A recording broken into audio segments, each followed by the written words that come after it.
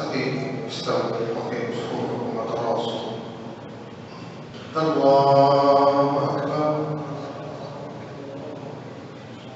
الحمد لله رب العالمين الرحمن الرحيم مالك يوم الدين إياك نعبد وإياك نستعين اهدنا الصراط المستقيم صراط الذين أنعمت عليهم غير المغضوب عليهم ولا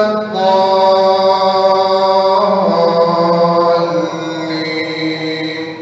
آمين.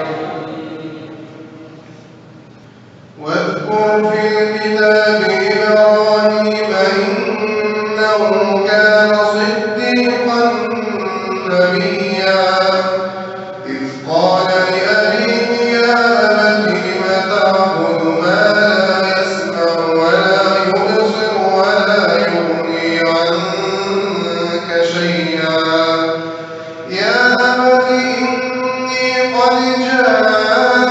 جاءني من العلم ما لم يأتك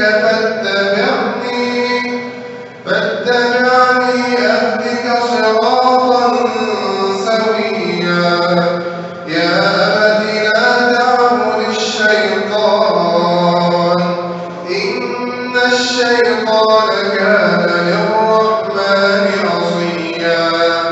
يا أبت إني أخاف أن يمسك عذاب من الرحمن فتكون للشيطان وليا قال أراغب أنت عن آلهتي يا إبراهيم لئن لم تنته لأرجمنك واهجرني مليا قال سلام عليك سأستغفر لك ربي إنه كان بي حفيا وأعتزلكم وما تدعون من دون الله وأدعو ربي عسى ألا أكون بدعاء ربي شقيا فلما اعتزلهم وما يعبدون من دون الله وهبنا له إسحاق ويعقوب وكلا جعلنا نبيا ووهبنا لهم من رحمتنا وجعلنا لهم لسان صدق عليا واذكر في الكتاب موسى إنه كان مخلصا وكان رسولا نبيا وناديناه من جانب الطور الأيمن وقربناه نجيا ووهبنا له من رحمتنا أخاه هارون نبيا واذكر في الكتاب إسماعيل إنه كان صادق الوعد وكان رسولا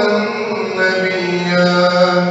وكان يأمر أهله بالصلاة والزكاة وكان